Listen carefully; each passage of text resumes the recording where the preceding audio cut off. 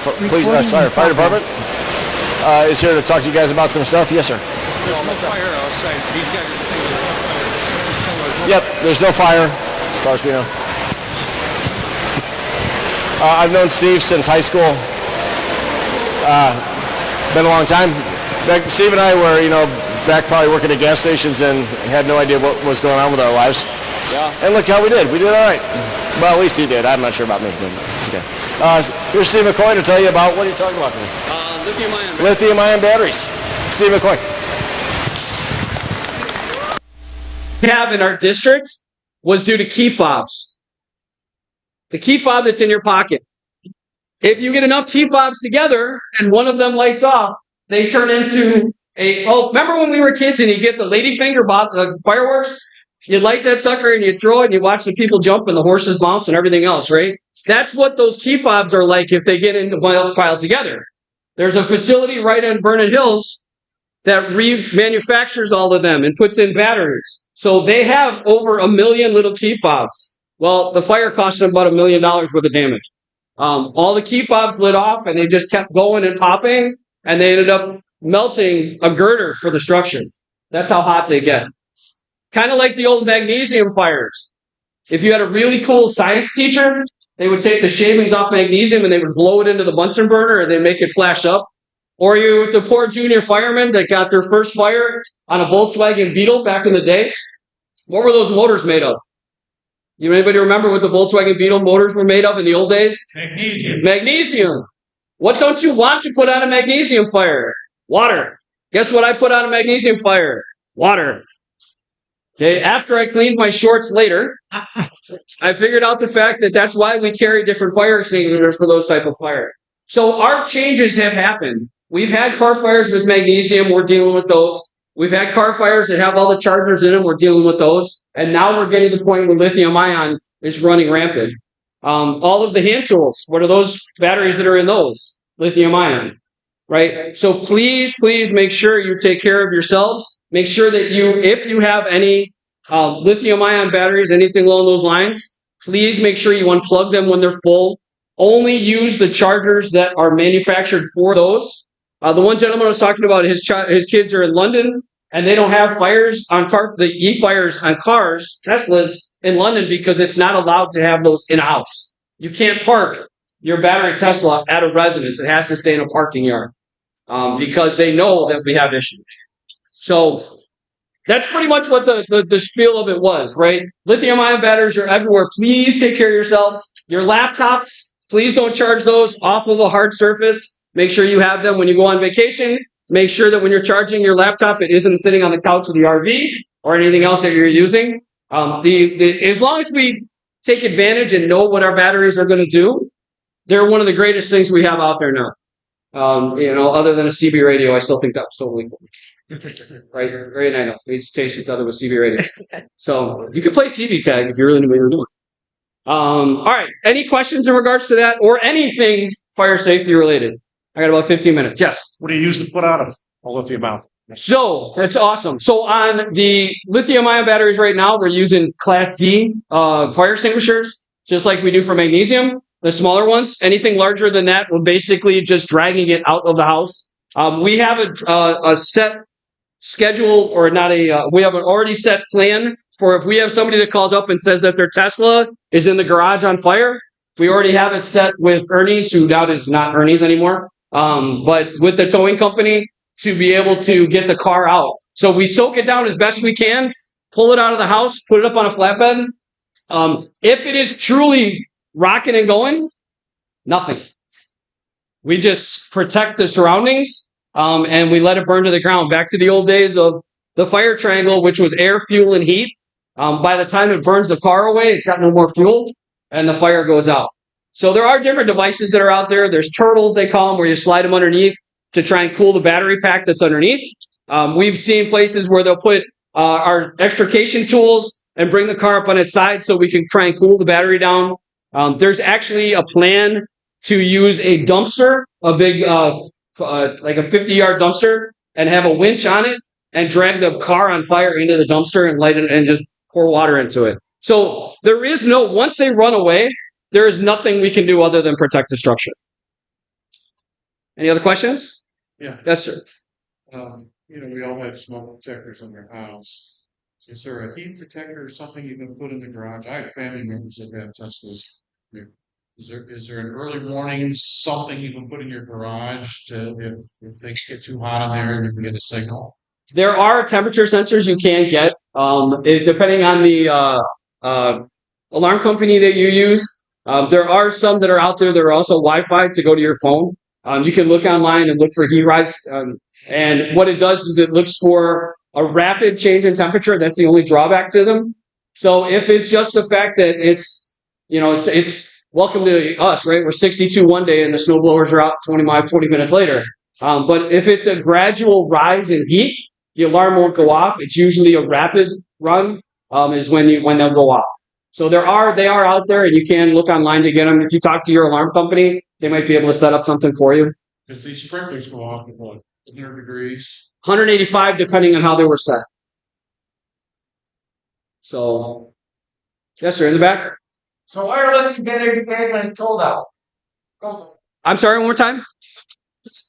Bad.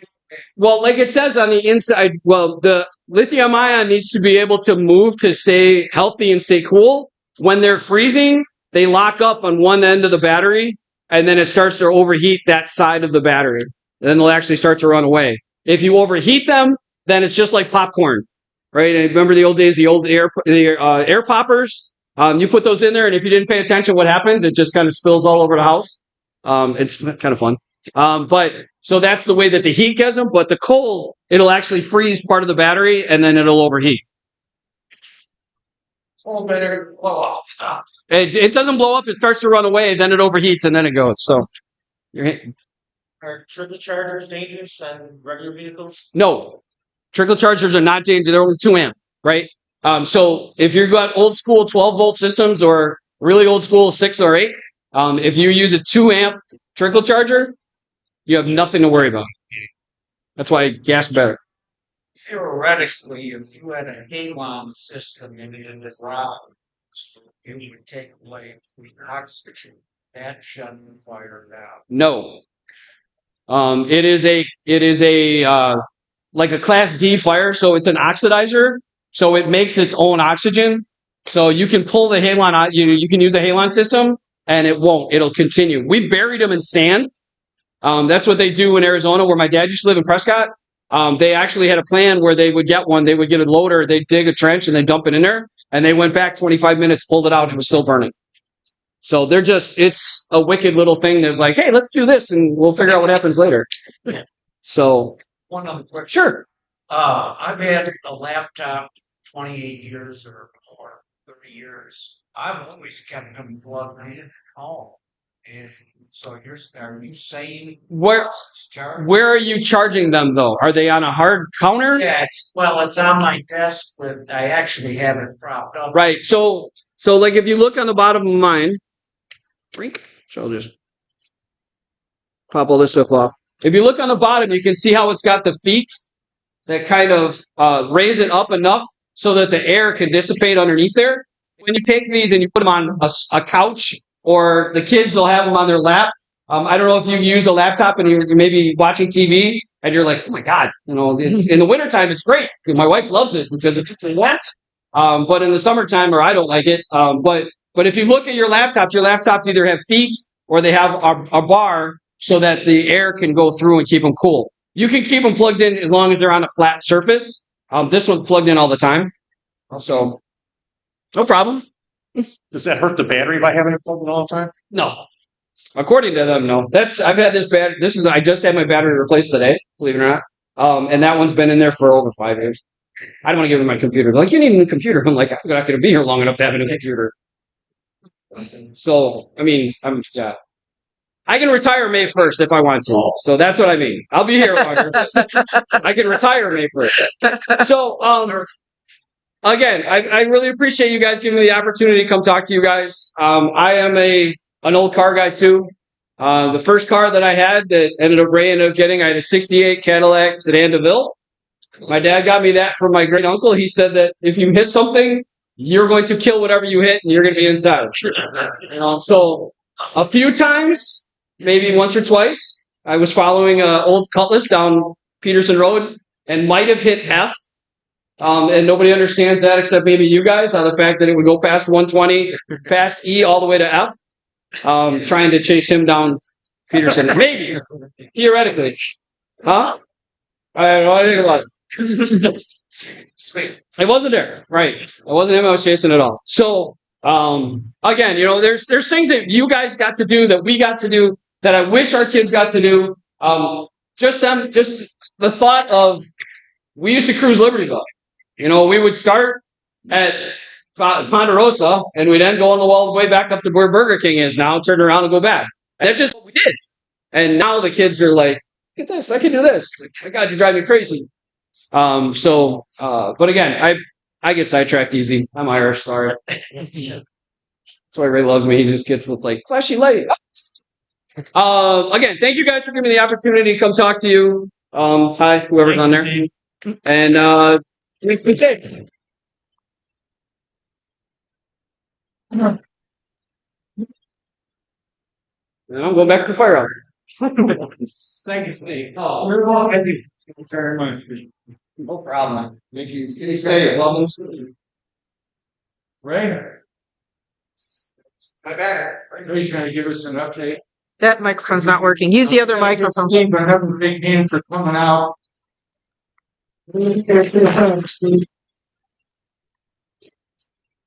That one's not working. He's gonna get it from Tom. Was it on? You got it.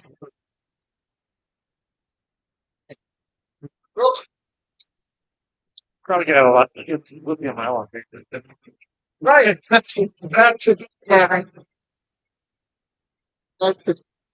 Give me that one.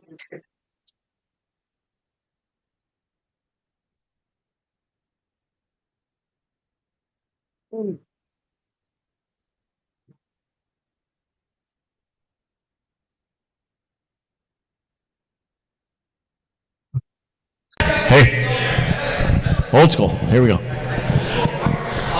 Me again. Sorry. That's twice in one day. Just to, reiterate to Steve's brat stop story. I've been there, had a few too many back in the day. I played in a band at the brat stop, and I've been there in my tuxedo from his wedding. There you go. Did the trio. We've been out racing with the Toyota, the little Toyota car. Over the weekend, we ran the Grand Prix at Arlington with IndyCar near Dallas there in Arlington. Very nice.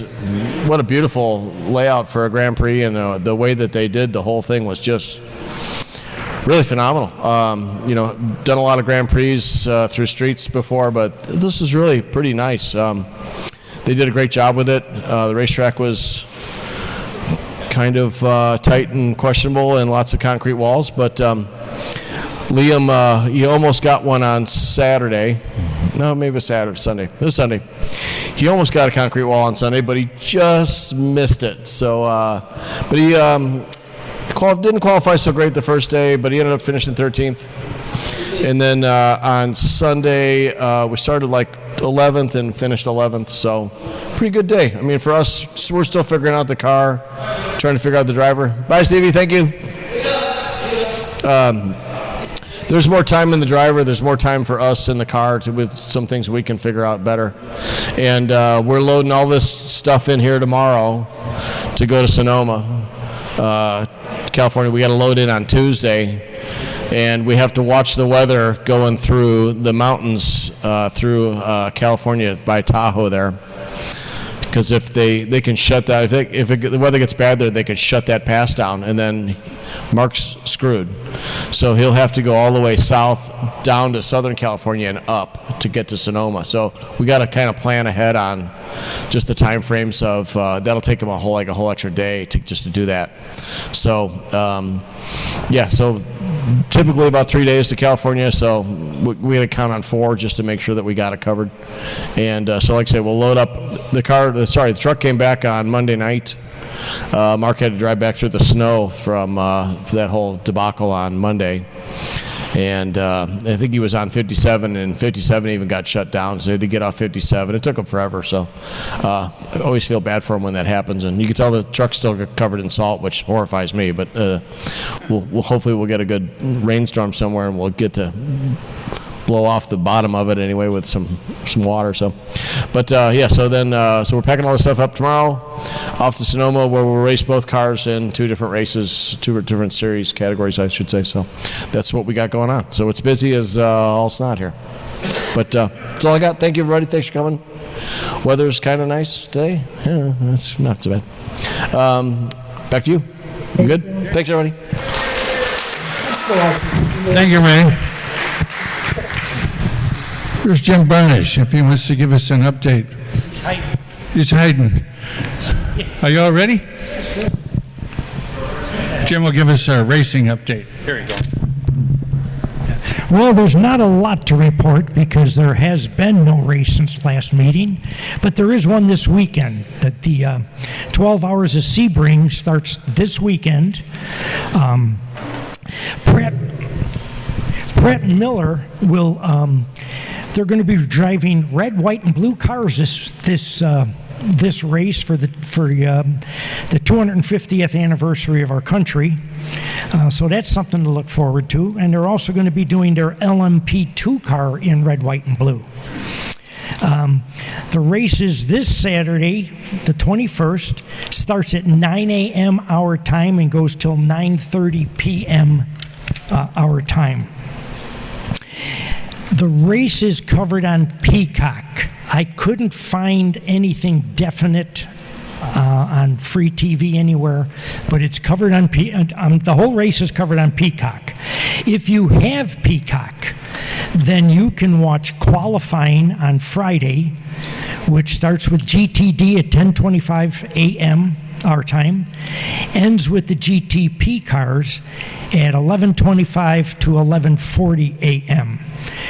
There's also 7 support races starting Thursday, tomorrow at noon. And there's 2 other races. So there's 3 races tomorrow, 4 races on Friday, and then, of course, the big races on Saturday. So if you have Peacock, you can watch it all. The next race will be April 18th, Long Beach Grand Prix. I also have a little thing here about, does anybody here want a ZR1X? Okay, good, okay. There's a dealer in California who is offering a 2026 3LZ ZTK, that's a performance track package. It's all black. It's up for auction. The sticker price is $249,018. It's loaded. It has all the goodies.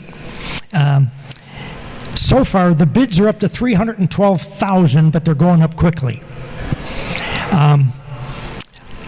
The dealer, it's really big of him, he's going to donate $20,000 to charity.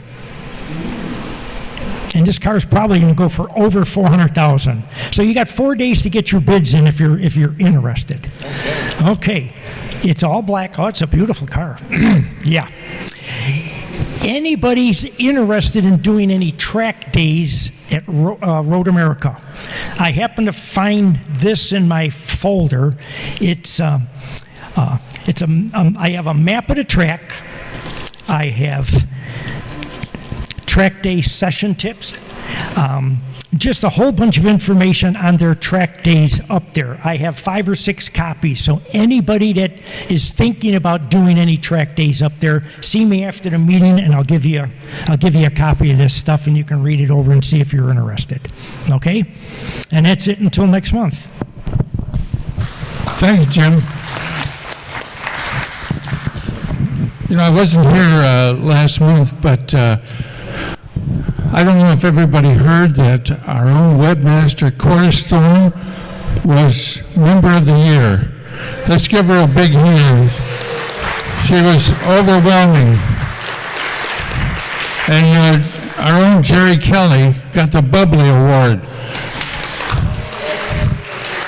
And Frank Puncio got a racing award. Tom's going to give us an election update for next month. Hey, good evening.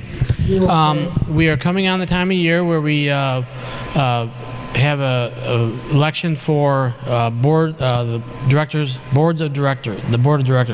So we currently have 13 of us that get together once a month and go over all the finances and all the events and all the schedules and do whatever planning we need to do for the club. And each May we have an election for anybody who would like to join the board, or if somebody on the board is moving on, and then we have an open position. But right now we have 13 positions. It's actually going to be 14, and I wanted to make this one note.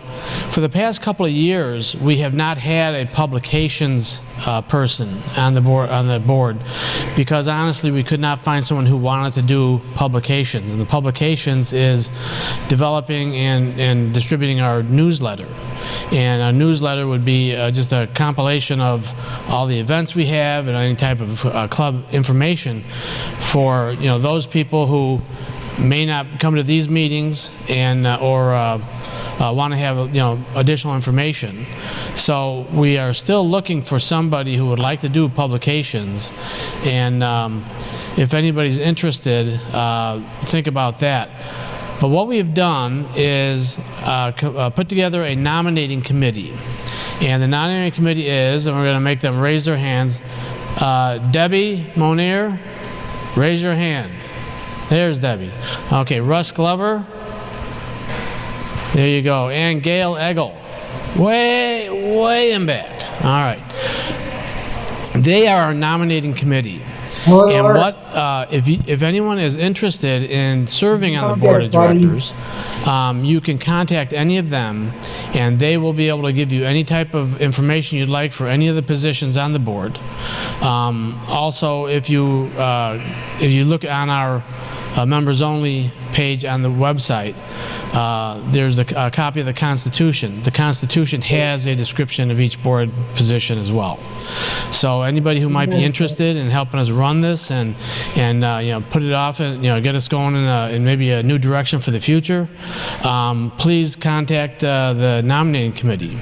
And what they're going to do is between now and April, they will collect all the names of people who would like to be on the board.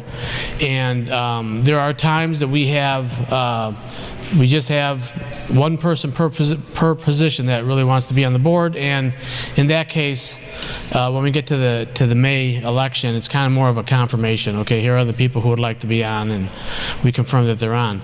But in some cases, we do get where 2 or 3 people might want to go for a member-at-large position or any other type of position on the board.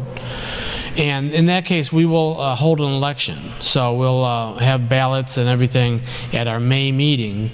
And the rules say that we are to have our nominating committee collect the names and to present them to you at a membership meeting. And that's going to be in April. And then that's going to be the slate. And it's kind of tied down at that point.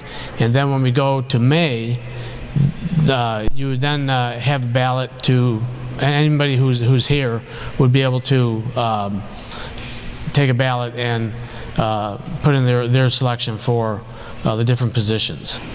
So if anyone who might be interested in helping us out, please talk to one of them on the nominating committee. So, are good? All right. Thank you, gentlemen. Curtis, did anybody get the blue Corvette? Who was it? Chicago got it. Oh my God, Chicago. But the good news is she can't wait again for 6 more months.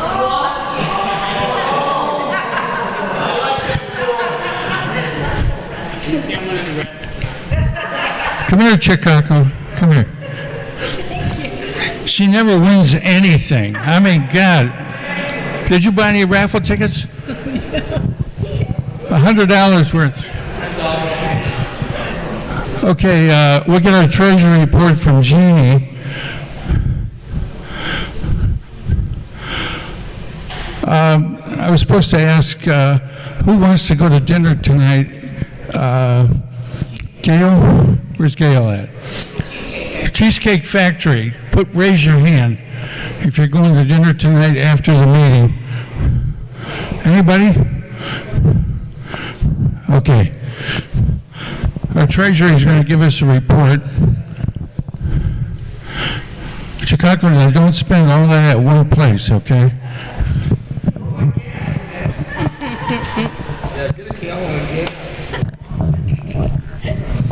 Okay, we'll start with the birthdays.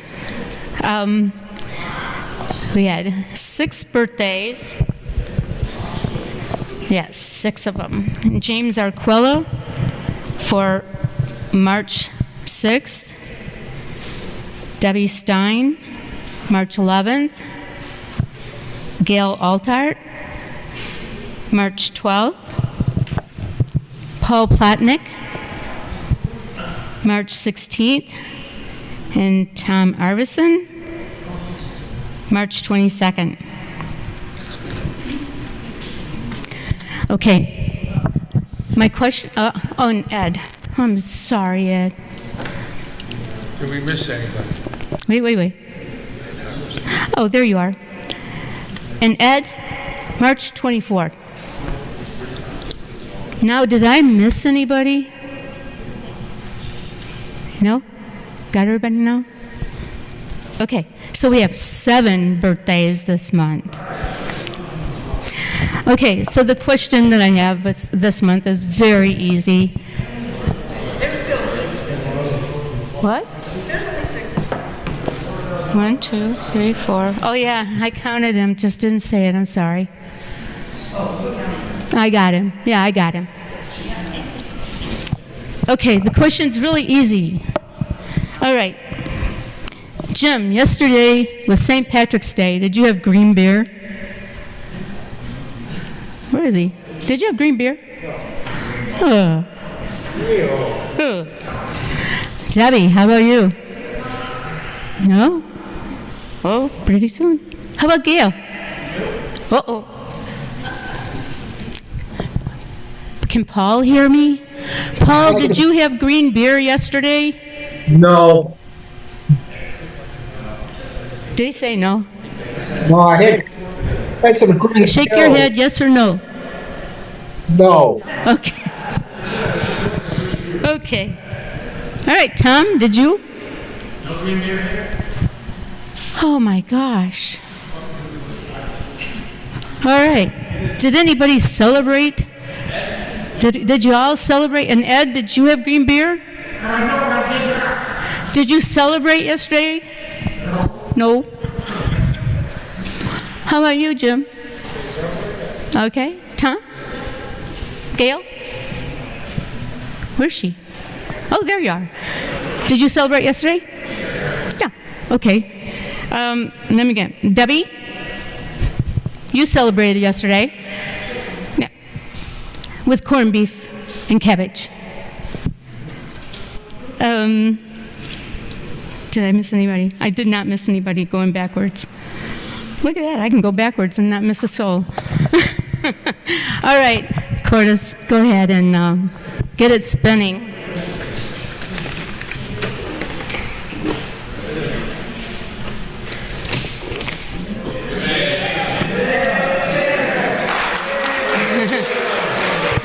All right. For anybody that doesn't know, that every month we do the birthday game, and then I give out a gift card for Culver's ice cream, and you can use it on anything there. So happy birthday, Jim.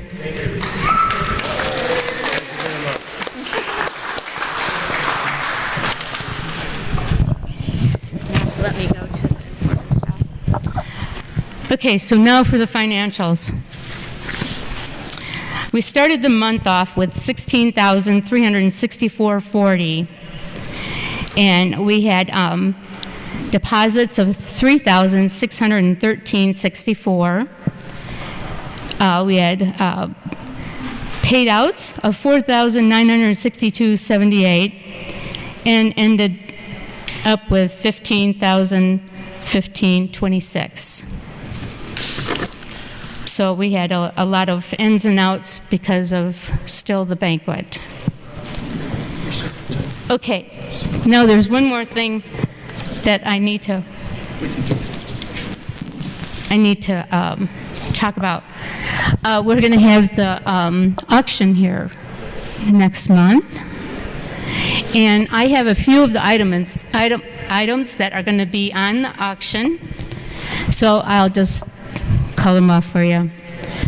C6 car cover, a new dolly, Corvette jacket, Corvette books, die-cast cars, Corvette mugs, C7 new floor,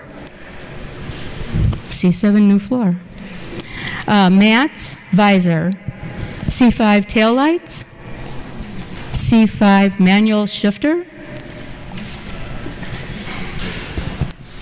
C5 spark plugs and wires, C5 car covers, a lot of C5 stuff going out, C5 rear speaker stock, Corvette photo frames, C5 battery stainless cover. Here, we got this one, brand new. Car jacket zippered car storage bag, rust and dust protection, indoor use, brand new.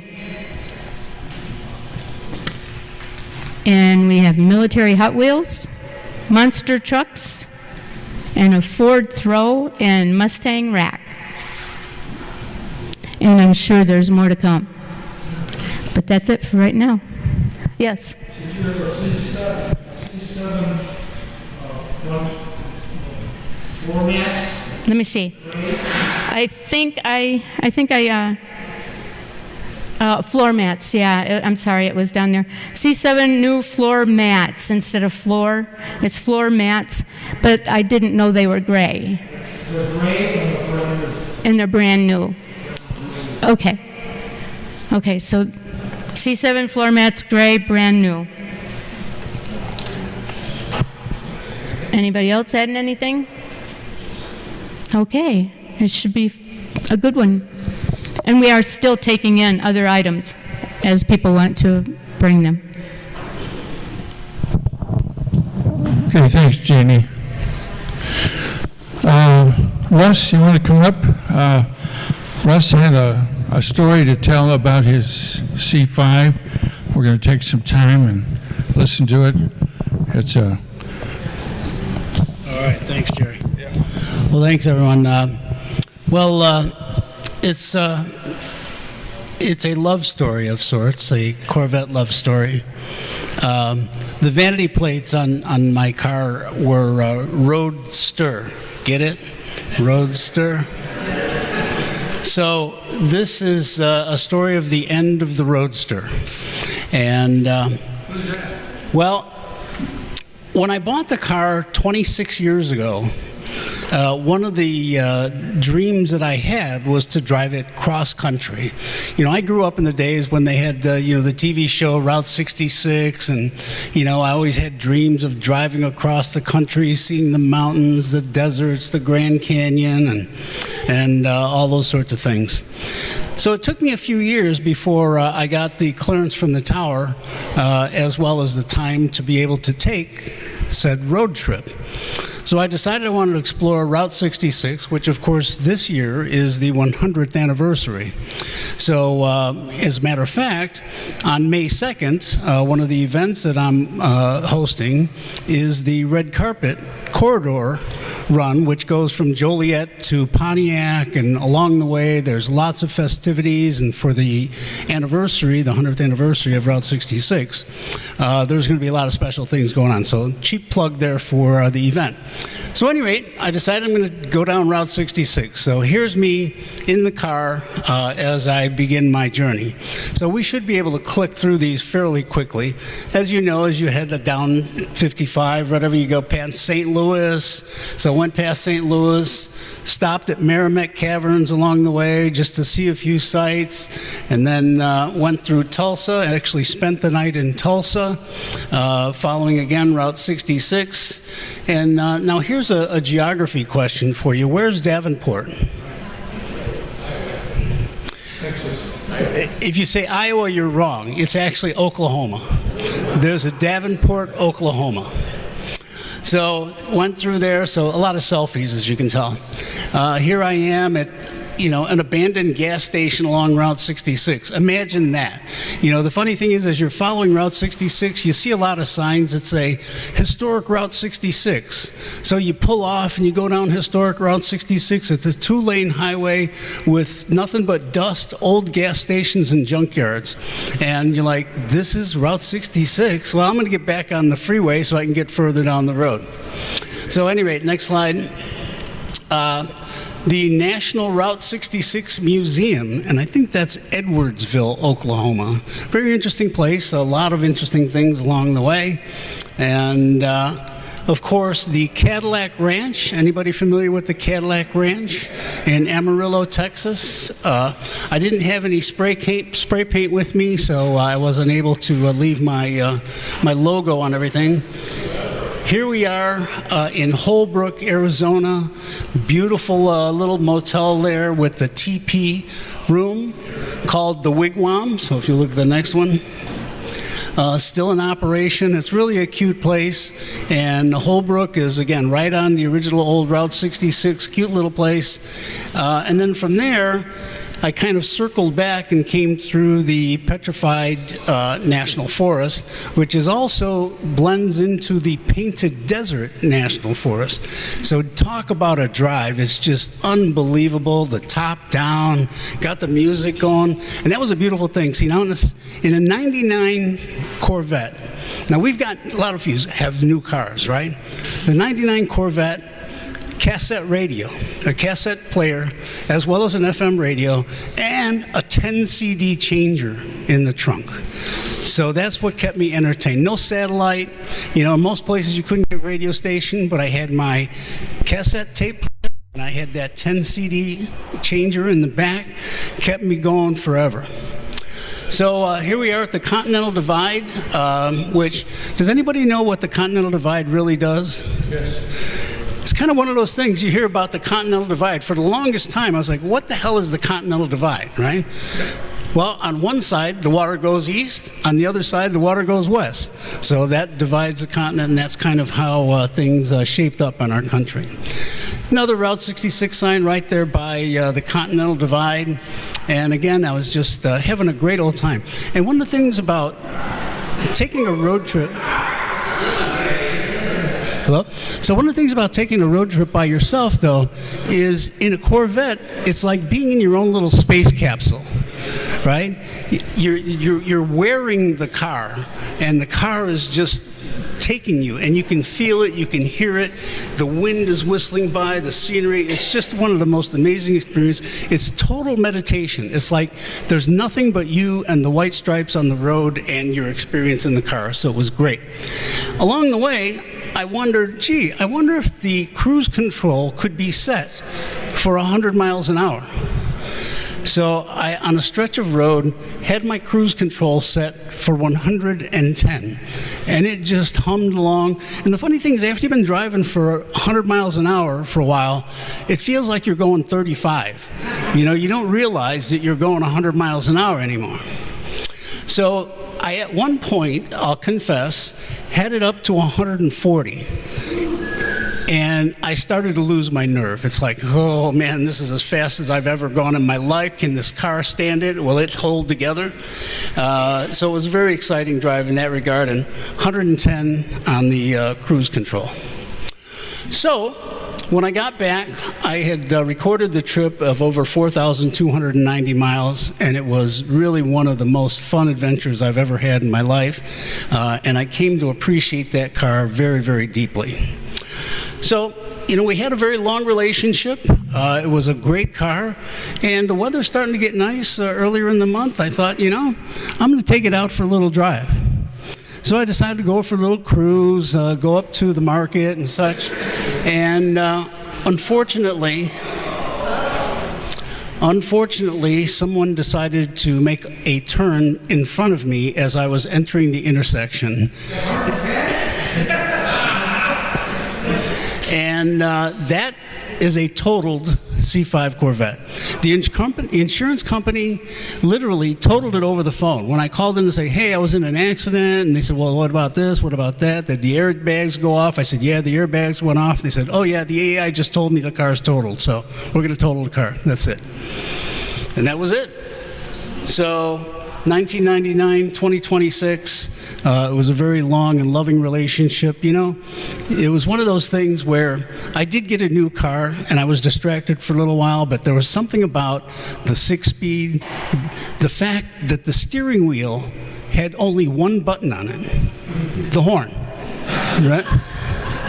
Right? How many buttons do you have on your steering wheel on your new car? Talk about distracted driving. It was like, which button do I need to do to change the radio? Well, I don't know. But at any rate, it was a great car. I loved it. And I just wanted to share with you that it's gone. And rest in peace, the Roadster. Thank you. Yeah. I'm sorry? To California? I took 3 days. So I stopped in Tulsa, then I stopped in Arizona, and then I stopped in Palm Springs, California. But I have done it in as little as one overnight. 14 hours overnight in Amarillo, 14 hours to LA the next day. Yeah. They did not. They didn't do any estimate whatsoever. They did send an inspector to verify the condition of the vehicle, and they actually made a pretty good settlement proposal, which I accepted. I didn't have much choice, right?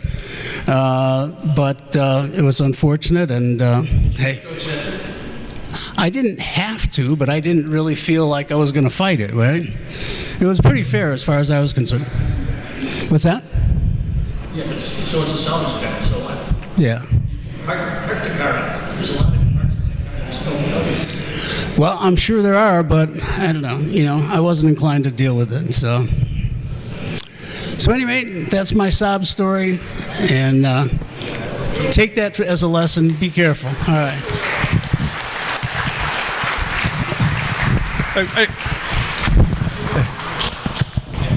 So Russ, are you going to put a bid in on that ZR1X? Check my checking account.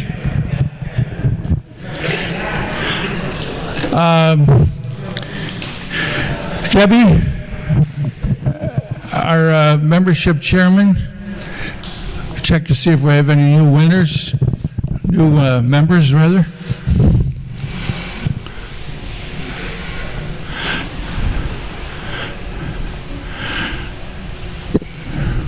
Hey, Gail, you're going to be on deck.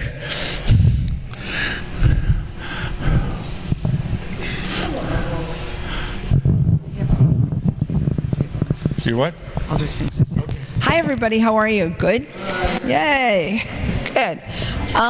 Sorry. Where's the podium? We have some guests with us tonight that I'd like to introduce. Are you guys okay with standing up? And okay, go ahead. Tell us your name, how you heard about the club, and about your car. All right, so my name's Scott. I don't know how I heard about it. I mean, I just heard about it.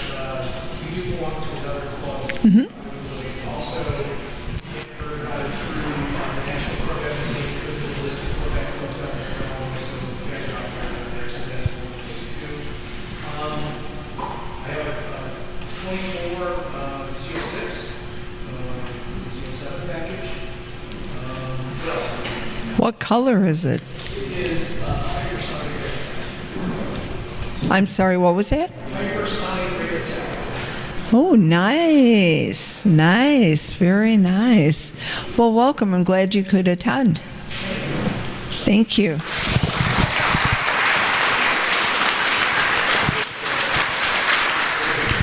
And we had a couple members since the last meeting.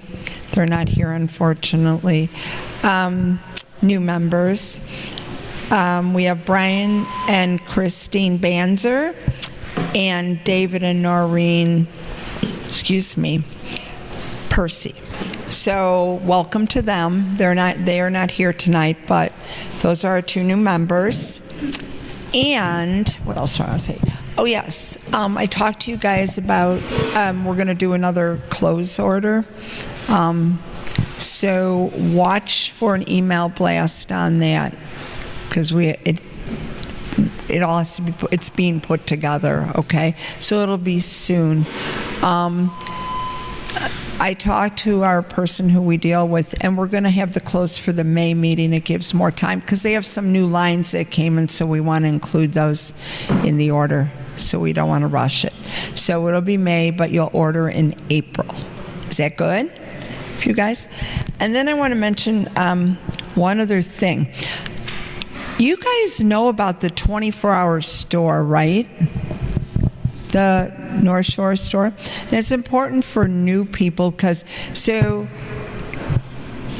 I take care of the clothes. Like what I have on is from our store, or not from our store, but I've ordered it. Twice a year, spring and summer, we do an order. So you just go look through the catalog and see what you like, and the color and size and all that stuff, and you can order it.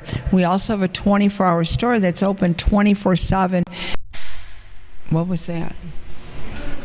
What was that, Jay? Okay. And you can order anytime you want. Oh, you got it? I didn't hear the crack. Yes, here's our store. And feel free to go in there. I like to remind people because we never used to have that. And I thought it was a good idea, especially if somebody's new. Everything in this store is embroidered. If you go into our spring and summer catalog, we have embroidered and we have screen print, which Tom has on like one of our screen print sweatshirts. That one comes, you can have the back or no back, and it comes in like a zillion colors, okay? On this store, that's not all the stuff. There's other stuff. It's all embroidered, like I said, so it's no screen print on there. And what I had added on there, and I mentioned, and I don't know if anybody, or maybe I forgot, this is our, can you help me? This is our club shirt, North Shore shirt, our 50th. Is that mine or yours, Tom? That's mine. This is the woman's. Yeah, put the collar down. Oh, that'll fit, Tom. That's the woman's. These are our shirts. So we all dress alike. You don't have to, but we do like at our car show and things. This is Tom's. Obviously, that's got a woman's neck, and this is the buttons on the other side for the man's. It's all embroidered. It's like $27, I think. So you can order that any time if you didn't know that, or you want another one. It has the logo on it. Yeah, so that's all. But it's sitting out there 24/7, just so you know, okay, in that store. And now we're going to the car show again, something. On the back table where the membership table is, there is little, there we go, these little guys. You guys want to take them? This is, you want to put your car in. The QR code on here, is that, or is that, can they? There's a form you can fill out. On there, okay. Yeah, or mail in. And we didn't mention, but they're all sitting back there, so feel free to take it so you can put your car in. And back there is also some of these posters. If you have a store or know somebody that has a store and would like to put these in, we'd appreciate it. Put it in the window. So some advertisement for our car show. Are you guys good with that? Okay, any questions on anything I said? Oh, one other thing that's very important. Next month, we're going to be starting our meeting early. 5 o'clock. Am I right, board? Am I right? Did I screw up? Chicago, you know. 5 o'clock. Yes, we're going to start at 5 because of the auction, okay? We're also going to have pizza. So it's going to be a fun meeting. So just to let you guys know, we'll send something out so you know that the meeting's early as a reminder, okay? And if anybody's not getting emails when we talk about email blasts, please let Cordis know or, anybody on the board know, just to make sure we got everything covered, okay? Does anybody have any questions on any of this? No? All right. Thank you guys very much. Have a nice evening. Thank you, Deb. Frank, activity? Oh, Gail. Gail's going to do her cross flags. I'm sorry. I had it marked down.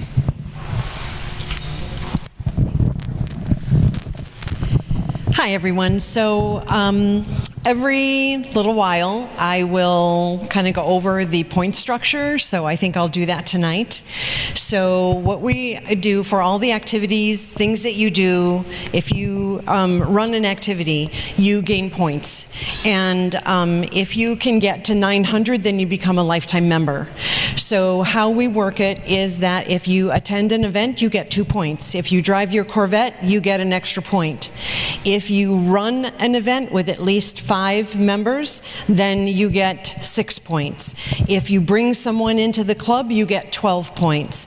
And so there are points that are awarded if you volunteer for the car show or for the banquet or all of the other activities that we do. So if you go to an activity or an event, please make sure to sign in because that's how you get your points, okay? The first 10 plus points, you get a NSCC patch and a little bow tie in bronze. So then from 10 points to 19 points, you get a bronze. From 20 to 29, you get another bronze. So up to 50, 50 to 100 is silver, and then 100 to 150 is gold, little bow ties, and then after that, every 100 points, you get a gold star or a yellow star. And you can put them on your jacket, you could put them in a frame, you can do, display them. And so I wanted to just go over that for those that didn't know. Okay? Any questions about that? Okay, great.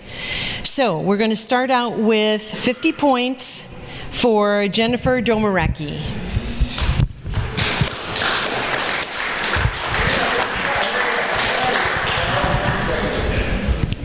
Okay, for 83 points, Kathy Zamazal.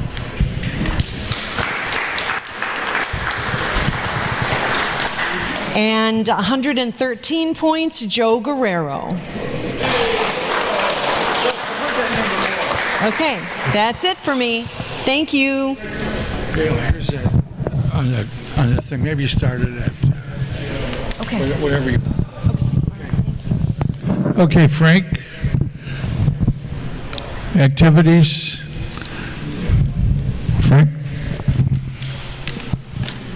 Hello. Thank you, Jerry. I think our weather's going to start getting better. We get our cars out. I think Russ rushed it a little bit too much, but just kidding. But since this meeting and our last meeting, we only had one event. That was go-karting at the K1 Speed. I think we had 6 racers. It turned out to be a pretty good event. From my understanding, Debbie did a little article on our website regarding the event, which reminds me to tell you that every time you do an event, it'd be nice if you could do a little article or write a little summary about the event, so then people could go to our website and read about it and get a little insight to what we're doing. Coming up between this meeting and our next meeting, the raffles is go-kart racing again. Next Tuesday, we're going to go-kart racing, K1 Speed in Buffalo Grove. It might be our last one, but I think we're going to try to squeeze one more go-karting event in at the new Mario Andretti go-kart track in, I think it's Roselle or Schaumburg.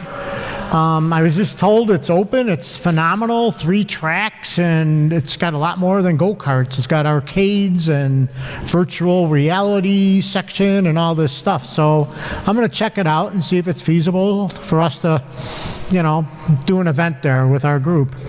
I have a friend who's part of another Corvette club, the Northern Rays Corvette Club, and he was saying maybe he could get his club to join in with our club so we'll have a little bit more people to fill a spot. So I'll work on that and see what happens maybe in 2 months. Wednesday, March 25th is the ladies' lunch that Mary's hosting. She said, just mention be there at 11:30. There's a flyer online. There's some flyers on the table regarding the event. You could reserve RSVP with Mary if you want, so she knows how many people are going to the event for the restaurant, so you have the proper seating and areas for everyone. There's the Think Spring Bowling Party that Debbie and Tom are hosting. That's coming up quick too, Saturday, March 28th. And I think Debbie wanted to mention a few things, or do you want me to mention? And you know what, the bowling party, how many of you guys have been to the bowling parties before? Okay. So, you don't have to bowl. The bowling party is actually a big social thing. You guys you can probably hear me better. Oh, God.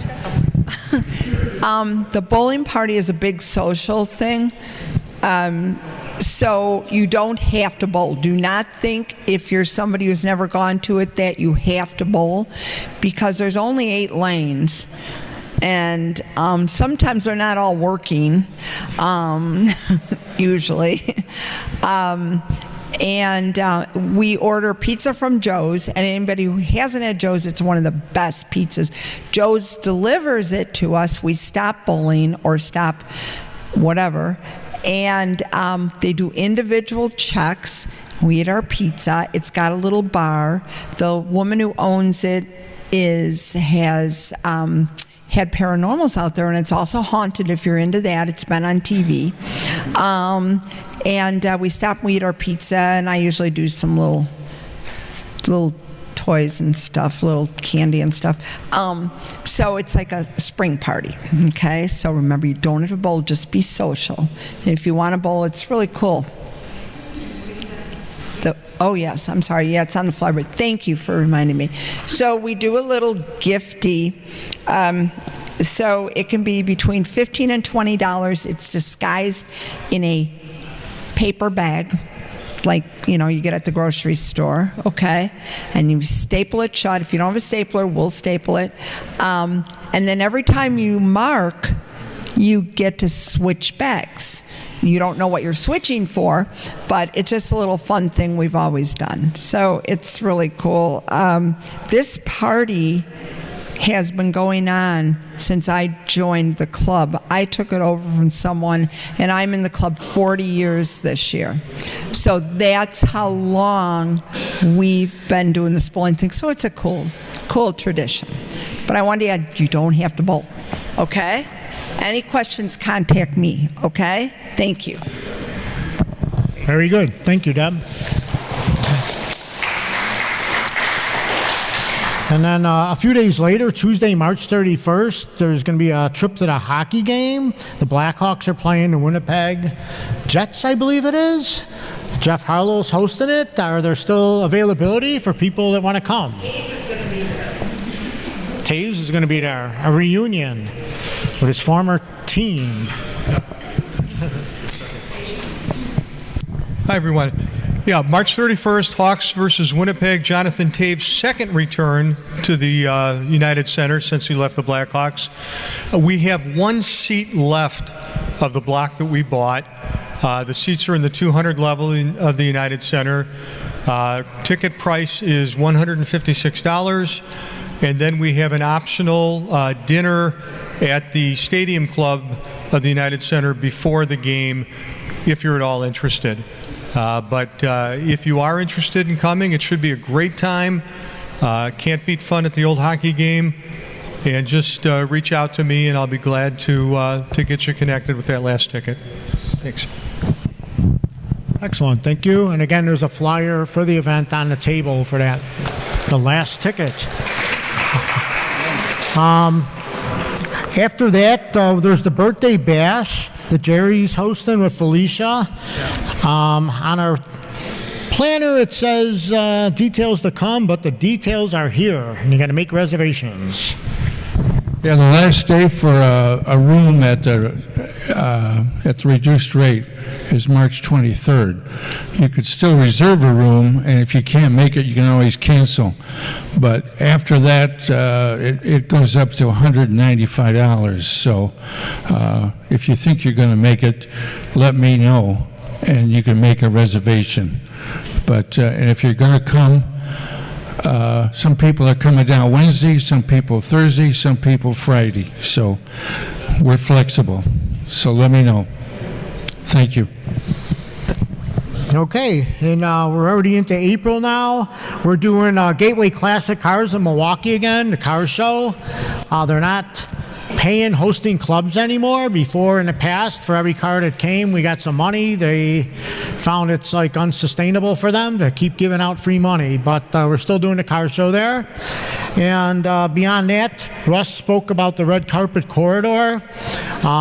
Flyers are at the table. He has a sign-in sheet if you want to give him a heads up that you're interested, can coordinate things, and I think that's all I really have. If anyone has any events, contact me or fill it out on our website or the event pages. And St. Jude Drive, how did I forget?